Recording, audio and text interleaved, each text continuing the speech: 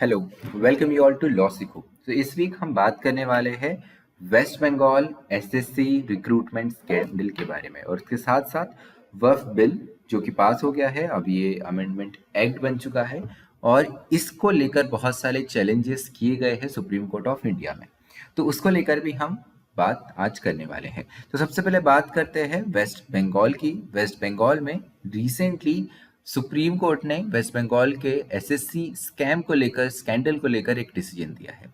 Decision ये है कि वेस्ट बंगाल में जो अनटेंटेड असिस्टेंट टीचर है जिनका अपॉइंटमेंट हुआ था, तो एक पूरा टीचर्स के रिक्रूटमेंट का पूरा एक सिनेरियो होता है। बहुत बहुत बड़े लेवल पे यहाँ पे रिक्रूटमेंट होता है और उस रिक्रूटमेंट में एक मेजॉरिटी ऑफ थिंग ये पाई जाती है कि यहाँ पर एक स्कैम होता है जिसमें बहुत सारे लोगों का मेरिट इग्नोर करके जो अनडिजर्विंग कैंडिडेट्स हैं उन अनडिजर्विंग कैंडिडेट्स को अपॉइंट कर देते हैं एज असिस्टेंट प्रोफेसर। लेकिन इनमें कुछ ऐसे कैंडिडेट्स भी थे जिनका अपॉइंटमेंट जो है वो एज पर द प्रोसेस हुआ था, एज पर द मेरिट हुआ था। तो वो टीचर्स जो है वो कंटिन्यू कर सकते हैं। ये सुप्रीम कोर्ट ने रिसेंटली रूलिंग दी है। यही डिसीजन इससे पहले high court, Calcutta high court ने भी दिया था। इसी हाई कोर्ट के डिसीजन को अपहोल्ड करा है सुप्रीम कोर्ट ऑफ इंडिया ने। अब उसके साथ साथ एक और चीज यह है कि यहाँ पर गवर्नमेंट की तरफ से भी सी मांगा हुआ है यहाँ पर, और एक न्यू फ्रेश रिक्रूटमेंट प्रोसेस का भी सुप्रीम कोर्ट ने डायरेक्शन दिया है। लेकिन तब तक ये अनटेंटेड जो असिस्टेंट टीचर है वो कंटिन्यू कर सकते हैं। तो सबसे पहले जान लेते हैं कि ये स्कैम बेसिकली था क्या। तो West Bengal school service commission, ठीक है, इन्होंने रिक्रूटमेंट स्टार्ट करा 2016 में। स्टेट लेवल सिलेक्शन टेस्ट होता है और रिक्रूटमेंट स्टार्ट होता है 2018 में। तो यहाँ पर जो अपॉइंटमेंट आया था ये 2016 में आया था और अपॉइंटमेंट एक्चुअली जो हुए थे सारे एग्जाम वगैरह के बाद में ये 2018 से स्टार्ट हो गए थे। अब एलिगेशन ये लगता है कि जिन लोगों के स्कोर कम थे उन्हें भी अपॉइंट कर दिया, जो नॉन मेरिट कैंडिडेट्स थे उन्हें अपॉइंटमेंट लेटर मिल गया। और यही इरेगुलरिटी जो है वो सिर्फ असिस्टेंट टीचर्स के अपॉइंटमेंट में नहीं, ग्रुप सी और ग्रुप डी का भी जो स्टाफ है यहाँ पर उनके अपॉइंटमेंट्स में भी देखने को मिला। अब इसको लेकर होता ये है कि बहुत सारे कैंडिडेट जो है वो कलकत्ता हाई कोर्ट को अप्रोच करते हैं। कलकत्ता हाई कोर्ट की सिंगल बेंच जिसको प्रिसाइड कर रहे थे जस्टिस अभिजीत गंगोपाध्याय, ठीक है, वो ऑर्डर करते हैं कि इस पर्टिकुलर रिक्रूटमेंट में स्पेशली ग्रुप डी और सी के जो रिक्रूटमेंट है इसको लेकर सीबीआई प्रूव होनी चाहिए, सीबीआई इन्वेस्टिगेशन होनी चाहिए। अब ये जो पर्टिकुलर ऑर्डर है सिंगल बेंच का, this was stayed by the division bench that was presided by justice Tandon and justice Samanta. अब यहाँ पे जस्टिस टंडन और समांता का जो डिवीजन बेंच है वो इस मैटर को सुनता है और उसके बाद में वो एक कमेटी है justice retired justice Ranjit Bag committee, उनको ये मैटर रेफर कर देते हैं और कहते हैं कि इसके बारे में आप डिटेल रिपोर्ट फाइल करें। अब यहाँ पर बेग कमेटी जो है, बेग कमेटी भी अपना यहाँ पे रिपोर्ट देता है और उस रिपोर्ट में भी वही सजेस्ट करते हैं कि सीबीआई इन्वेस्टिगेशन होना चाहिए। और इसी को देखकर फाइनली कलकत्ता हाईकोर्ट के डिवीजन बेंच जस्टिस तालुकदार और जस्टिस मुखर्जी इन्होंने रिपोर्ट का एक्सेप्ट करा और यहाँ पर सीबीआई इन्वेस्टिगेशन के ऑर्डर्स दिए। अब इसके बाद में इस मैटर में अगर हम देखें तो जस्टिस बैग कमेटी का क्या कहना है। तो जस्टिस बैग कमेटी के बारे में अगर इन डिटेल देखें तो दे सेड कि 381 ग्रुप सी पोस्ट जो है ये इलीगली फिलअप करी गई है गवर्नमेंट रन स्कूल्स में। और उसके साथ साथ अगर देखा जाए तो यहाँ पर एक इलीगल सुपरवाइजरी कमेटी बनाई that was looking after the recruitment process, और इस सुपरवाइजरी कमेटी को फॉर्म किया गया था then education minister Partha Chatterjee के तरफ से। अब यहाँ पर आरटीआई जो है, आरटीआई हम जनरली देखते हैं कि करप्शन और ट्रांसपेरेंसी लाने के लिए, करप्शन हटाने और ट्रांसपेरेंसी लाने के लिए होता है, लेकिन यहाँ पे आरटीआई को मिसयूज करा।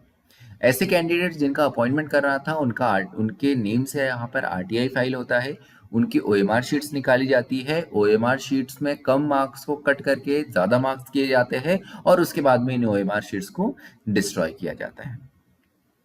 तो इसी को लेकर यहाँ पर इस कमेटी ने बताया कि यहाँ पर जिस तरीके से ये सारी चीज़ हो रही है ये कम्प्लीटली फॉर्जरी और फ्रॉड है, और फेक रिकमेंडेशंस और अपॉइंटमेंट लेटर्स भी फ्रॉड सिग्नेचर्स के से बनाए गए। जो वेस्ट बंगाल एसएससी है, वेस्ट बंगाल एसएससी ने के यहाँ पर जो लेटर्स भेजे उस पर फॉर्ज्ड सिग्नेचर पाई गई, जो कि उन्होंने West Bengal board of secondary education को भेजा।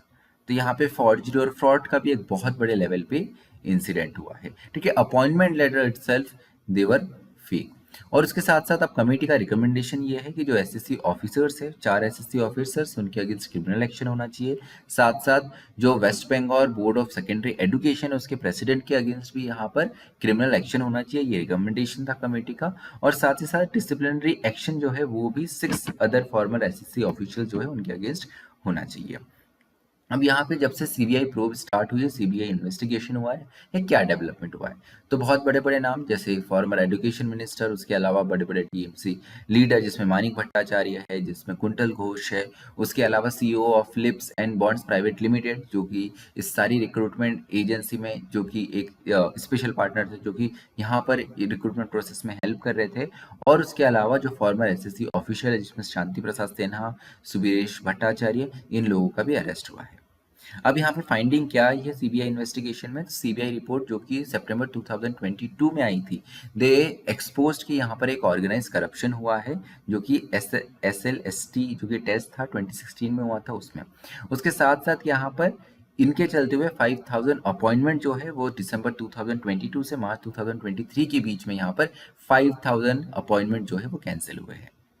उसके अलावा अगर हम देखें तो जुडिशियल एक्शन क्या हुआ है, तो यहाँ पर दिसंबर 2023 में डिवीजन बेंच जिसको प्रिसाइड कर रहे थे जस्टिस बसक और जस्टिस रशीदी, ठीक है, this division bench was formed by supreme court direction, और वो इस मैटर को कंटिन्यूसली सुन रहे हैं और इसमें डिसीजंस दे रहे हैं। उसके अलावा अगर हम देखें तो अप्रैल 2024 में एंटायर जो टेस्ट हुआ था 2016 में, ठीक है, इसको कैंसिल कर दिया है, सिर्फ एक कैंडिडेट को छोड़ के जो कि कैंसर पेशेंट था। रेस्ट 25,752 पोस्ट पे जो अपॉइंटमेंट हुए हैं इनको कंप्लीटली कैंसिल कर दिया है। यहाँ पे अगर सुप्रीम कोर्ट की भी बात करें तो सुप्रीम कोर्ट ने हाई कोर्ट के वर्डिक्ट को यहाँ पर अपहेल्ड किया है और कहा है कि ये पूरा का पूरा जो स्कैम था it was a violation of article 14 and 16 of the Indian constitution. अब इसके बाद में क्या डेवलपमेंट हुआ है? डेवलपमेंट ये है कि भले ही सारा का सारा प्रोसेस फ्लॉड था, फिर भी जो अनटेंटेड कैंडिडेट्स है उनका अपॉइंटमेंट यहाँ पर उनका अपॉइंटमेंट जो है वो कैंसिल हो गया है। So even untainted cabinet appointment cancel due to this flawed process. लेकिन एक इंटरिम रिलीफ इनको ये मिली है कि जब तक फ्रेश अपॉइंटमेंट्स नहीं हो जाते हैं तब तक ये कंटिन्यू रहेंगे, सुप्रीम कोर्ट का डिसीजन आया है। और यहाँ पर सुप्रीम कोर्ट ने एसएससी को ये भी कहा है कि आप टेंटेड अनटेंटेड जो सारे कैंडिडेट्स हैं उनका लिस्ट जो है वो स्टेट गवर्नमेंट को भेजो for the verification. So this was our first topic. Now second topic is regarding the Waqf board amendment act. पहले बिल था, अब एक्ट बन गया, लॉ, न्यू अमेंडमेंट लॉ बन गया है। तो यहाँ पर बहुत सारे एफिडेविट्स फाइल हुए हैं from specially from the organisations who are working for the Muslim interest, जो अपने आप को कहते हैं कि हम मुस्लिम इंटरेस्ट के लिए वर्क कर रहे हैं। अब इसमें जेन्युइन भी हो सकते हैं और हो सकता है कि सिर्फ ऐसे ही क्लेम भी हो सकते हैं। उसके अलावा पॉलिटिकल पार्टीज, अपोजिशन लीडर्स जो है इन्होंने भी बहुत सारी पिटीशन फाइल करी है against the Waqf amendment act of 2025।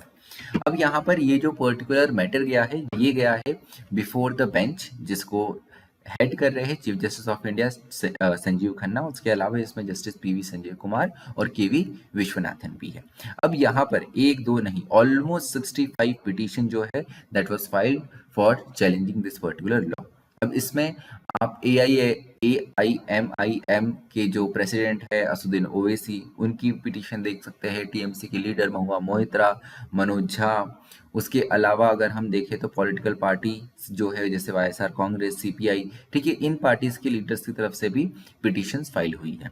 अब यहाँ पे कोर चैलेंज क्या है, कोर लीगल चैलेंज क्या है इस पर्टिकुलर लॉ को लेकर? तो सबसे पहली बात, इस जो पर्टिकुलर मैटर है इस मैटर को हैंडल कर रहे हैं सीनियर एडवोकेट कपिल सिब्बल। और यहाँ पर जो कंटेंशन है that is in regard with the violation of article 26। Article 26 ये बोलता है कि हर कम्युनिटी को राइट है कि वो अपने रिलीजियस मैटर जो है वो मैनेज कर सकता है। और यहाँ पर जो अमेंडमेंट बिल के कारण ये कोट किया जा रहा है, ये आर्ग्यू किया जा रहा है कि it is a violation of article 26 because Muslim community का जो रिलीजियस मैटर है इसमें गवर्नमेंट इंटरफेयर कर रही है और ये ऐसा नहीं होना चाहिए। जो बोर्ड भी है, जो कमेटी भी है, जो बोर्ड भी है, उसमें भी नॉन मुस्लिम्स के इंक्लूजन की बात करी। तो ऑन सच ग्राउंड्स, ठीक है, दे सेड कि this is violation of article 26। अब यहाँ पे कोर्ट का स्टैंड क्या है? कोर्ट ने पूरी प्रोसेस को सुना 2 घंटे के करीब, और फिर उसके बाद में कोर्ट ने यहाँ पर कुछ इंपॉर्टेंट ऑब्जर्वेशन दिए। कोर्ट का ये बोलना था कि हम ऐसा नहीं कह सकते कि ये लॉ अपने आप में कंप्लीटली वेग है या कंप्लीटली इररिलेवेंट है या इसका कोई भी सिग्निफिकेंस नहीं है। दे सेड कि इसमें कुछ गुड एस्पेक्ट भी है, हमें उसको कंसिडर करने की ज़रूरत है। अब बात यहाँ पर ये आती है कि in this particular matter centre ने थोड़ा टाइम मांगा है यहाँ पे एफिडेविट फाइल करने के लिए। तो एफिडेविट फाइल करने के लिए इनको टाइम दिया गया है, और अब इससे जो रिलेटेड मैटर है वो May 5 के पहले नहीं आ पाएगा। ठीक है, अब ये इश्यूज क्या है, क्या चैलेंजेस, किन ग्राउंड्स पे चैलेंज किया गया है इस वफ लॉ को, इस अमेंडमेंट लॉ को? तो सबसे पहले end of the waqf by use concept.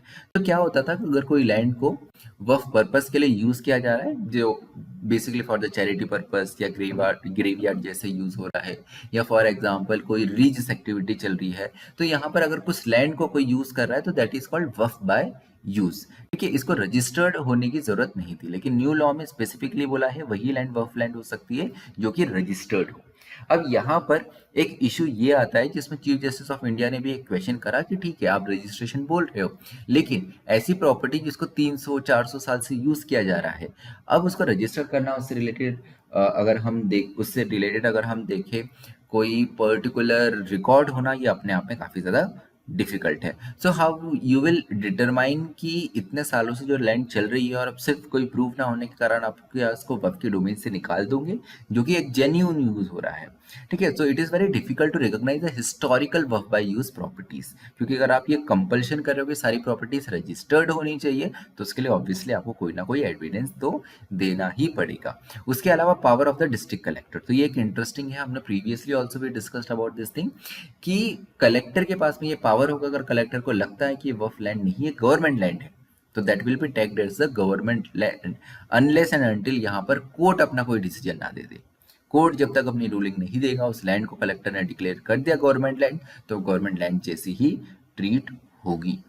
अब यहाँ पर सुप्रीम कोर्ट ने यहाँ पर सेंटर को स्पेसिफिकली बोला है कि जब तक ये मैटर नहीं डिस्पोज हो जाता या कोई ऑर्डर नहीं आ जाता है, तब तक आप कोई भी लैंड का कैरेक्टर जो कि अभी एज अ वफ के जैसी यूज हो रही है, उसका कैरेक्टर चेंज नहीं करोगे, क्योंकि डिस्ट्रिक्ट कलेक्टर के पास में सीधी ये पावर है कि वो उसको as a government land declare कर सकते हैं। उसके अलावा inclusion of non Muslim in Waqf board, so article 26 BCD that's give the right the communities to manage their non religious affair. यहाँ पे पिटिशनर्स का यह बोलना है कि अगर इवन एक भी नॉन मुस्लिम अगर पर्सन इन बोर्ड में आता है तो it is the violation of article 26। अब यहाँ पर सुप्रीम कोर्ट ने यह क्वेश्चन करा है कि क्या किसी और रिलीजन में भी ऐसा है कि उनके रिलीजियस अफेयर मैनेज करने के लिए उस पर्टिकुलर बोर्ड में या कमेटी में क्या कोई नॉन फेथ वाला जो उस फेथ को फॉलो नहीं करता है, जैसे फॉर एग्जांपल कोई हिंदू कमेटी, कोई क्रिश्चियन कमेटी, तो क्या इसमें कोई नॉन हिंदू या कोई नॉन क्रिश्चियन पर्सन है? ठीक है, they ask for such kind of the example कि क्या ऐसा कोई प्रोविजन है कहाँ पर, ये सुप्रीम कोर्ट ने सवाल कराया सेंटर को। उसके अलावा अगर इसकी बात करें तो एप्लीकेबिलिटी को लेकर भी बात हुई है। ठीक है, applicability of the limitation act basically. तो ओल्ड लॉ में अगर हम देखें 1995 का जो लॉ है उसमें कोई भी ऐसी लिमिटेशन पीरियड नहीं है, लेकिन यहाँ पर आपको रजिस्टर्ड करना है during in certain time period. अगर आप वो नहीं करते हो तो आप फिर फ्यूचर में कोई भी क्लेम करने के लिए बार हो जाओगे। अब यहाँ पे जस्टिस खन्ना ने अपना ऑब्जर्वेशन क्लियरली दिया है कि लिमिटेशन एक्ट अगर आप इसका अप्लाई कर रहे हो तो इसके कुछ एडवांटेजेस भी हो सकते हैं और कुछ डिसएडवांटेजेस भी हो सकते हैं। तो इन शॉर्ट अगर हम यहाँ पर एक चीज देखें तो वो चीज यही है कि एक मेन सवाल यहाँ पर यही है कि गवर्नमेंट जो है वो क्या रिप्लाई देंगी। कुछ चीजें जो है इस एक्ट में अच्छी है, लेकिन कुछ चीज ऑब्वियसली क्वेश्चनेबल चीज है जो क्वेश्चंस पुट फोर्थ करे हैं यहाँ पर सुप्रीम कोर्ट ने बिफोर द सेंट्रल गवर्नमेंट। तो सेंट्रल गवर्नमेंट अब देखते हैं क्या एफिडेविट देता है, इससे रिलेटेड जो भी अपडेट होगा will going to update you regarding that. इसके अलावा भी आप चाहते हो कि अगर कोई पर्टिकुलर एक इशू कोई टॉपिक डिस्कस हो तो you can suggest that in the comment box. Thank you so much for listening me, stay tuned to law सीखो।